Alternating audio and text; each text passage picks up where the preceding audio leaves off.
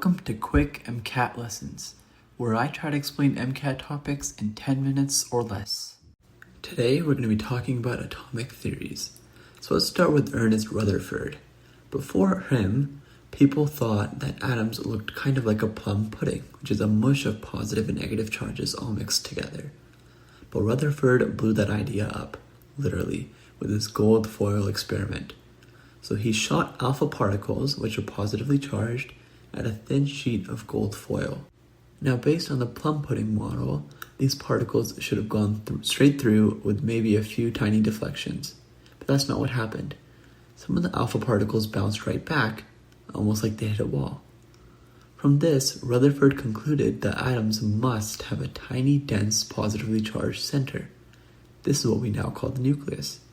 And this is where the mass and positive charge are concentrated. The rest of the atom is mostly empty space with the electrons moving around the nucleus. This was a huge shift in our understanding of atomic structure. Next is Max Planck. So 11 years before Rutherford, he had developed the first quantum theory. This completely changed how we think about energy and electrons. And so Planck was studying something called black body radiation, which is basically how objects emit light when they're heated. Classical physics couldn't explain why the intensity of radiation didn't keep increasing with higher frequency. This was called the ultraviolet catastrophe. Planck's big idea? He proposed that energy isn't continuous. It comes in small, discrete packets called quanta. The energy of these packets is directly related to frequency using his famous equation, E is equal to hf, where E is energy, h is Planck's constant, and f is frequency. And so Planck's constant is 6.626 times 10 to the negative 34 joule seconds. Now this was the start of quantum mechanics, and it meant that electrons and light don't behave like smooth waves, but more like particles that carry specific amounts of energy. Now finally we have Niels Bohr, who came around in 1913. Which is 3 years after Rutherford discovered the nucleus and 13 years after Planck introduced the idea of quantized energy. Bohr basically took the best of both worlds. He took Rutherford's nuclear atom and Planck's quantum ideas and built something revolutionary, which is the Bohr model of the atom. So Bohr said that electrons orbit the nucleus in fixed energy levels, like planets around the sun. But unlike planets, these orbits aren't just based on gravity. They're defined by specific amounts of energy, and electrons can't exist between them. They have to be in one level or another, with nothing in between. And so one of Bohr's biggest claims was that angular momentum of an electron in orbit is quantized. In other words, it can only take on specific values depending on the orbit. He gave it a formula. L is equal to n times h divided by 2 pi. So L is the angular momentum, h is Planck's constant, which we said earlier was 6.626 times 10 to the negative 34 joule seconds, and n is the principal quantum number, which is just a fancy way of labeling the orbit, like level 1, level 2, and so on. Now this quantization was totally new. It meant electrons couldn't spiral into the nucleus or randomly lose energy. They had to stick to their lanes. Now Bohr also figured out the energy that an electron has in each orbit, and it turns out the energy gets more negative the closer the electron is to the nucleus. The formula he came up with is En is equal to negative RH divided by n squared. Here En is the energy of the electron in the nth level. RH is the Rydberg constant, which is about 2.18 times 10 to the negative 18 joules. And n again is the principal quantum number. And the negative sign just tells us the electron is bound to the nucleus. Energy would have to be added to free it. So when n is equal to 1, that is the lowest possible energy, or the ground state. Higher values of n, like 2, 3, or 4, represent excited states where the electron has more energy and is further from the nucleus. The ground state is the electron's lowest energy level.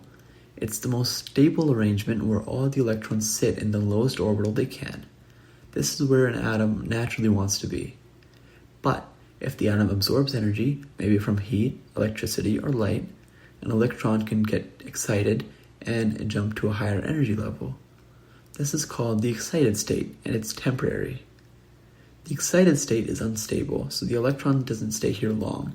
It quickly falls back down to a lower energy level, and when it does, it releases energy in the form of light, a packet of light called a photon. Now, the amount of energy that's emitted in the photon is equal to the difference between the two energy levels the electron jump between. This is where Planck's equation comes in. Planck's equation allows us to calculate the electromagnetic energy of the photon. And as we talked about earlier, its equation is E is equal to hf, where E is the energy of the photon, h is the Planck's constant, which is 6.626 times 10 to the negative 34 joule seconds, and f is the frequency of the emitted light. We can also relate this to wavelength using the formula c is equal to lambda f, where c is equal to the speed of light in vacuum, which is 300 million meters per second. Lambda is the wavelength of the photon, and f, as we know, is the frequency. And you can combine these two into E is equal to hc divided by lambda. So energy is equal to Planck's constant times the speed of light divided by wavelength of the photon. Now, this process of electrons jumping down and releasing photons is exactly what gives us an atomic emission spectrum. For each element, the set of allowed energy levels is unique. So the photons released have very specific energies, which means they also have very specific wavelengths of light. This shows up as a line spectrum, which is a set of sharp colored lines on a dark background. It's not a full rainbow like you'd see with white light through a prism, but each line corresponds to one exact transition between two energy levels in the atom. The most famous example is the hydrogen emission spectrum. When hydrogen gas is energized, you see several distinct colored lines. Each one represents an electron dropping from a higher level, like n is equal to 3 or 4, back down to a lower level, like n is equal to 2. Now, the electron transitions are organized into series based on the final energy level the electron drops into, and each series falls into a different part of the electromagnetic spectrum. So we have the Lyman, the Balmer, and the Paschen series. The Lyman series is where the final level is n is equal to 1. So the transitions would be from 2, 3, or 4 to 1. The region of the spectrum this is in is ultraviolet, so we can't see it. These transitions release high energy photons since n is equal to 1 is the closest to the nucleus and has the biggest energy gap. Next, we have the Balmer series. The final level here is 2. So you transition from 3, 4, 5, or something else to 2. This region of spectrum is visible light. This is the only series where the emitted photons fall within the visible range, so it's what we actually see as colored lines in the hydrogen's emission spectrum. Finally, we have the Paschen series. Here, the final level is 3, so the transitions would be from 4, 5, 6, or something else to 3. This falls in the infrared region of the spectrum. These transitions release lower energy photons that we can't see with the naked eye, but they can be detected with infrared sensors. Now, each of these series reflects how quantized the hydrogen atom energy levels are.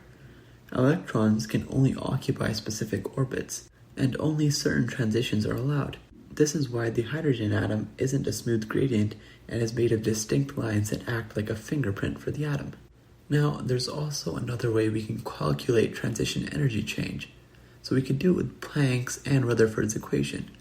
Planck's equation is just E is equal to hc over lambda, and Rutherford's is E is equal to RH, and then in brackets you have 1 over n final squared minus 1 over n initial squared.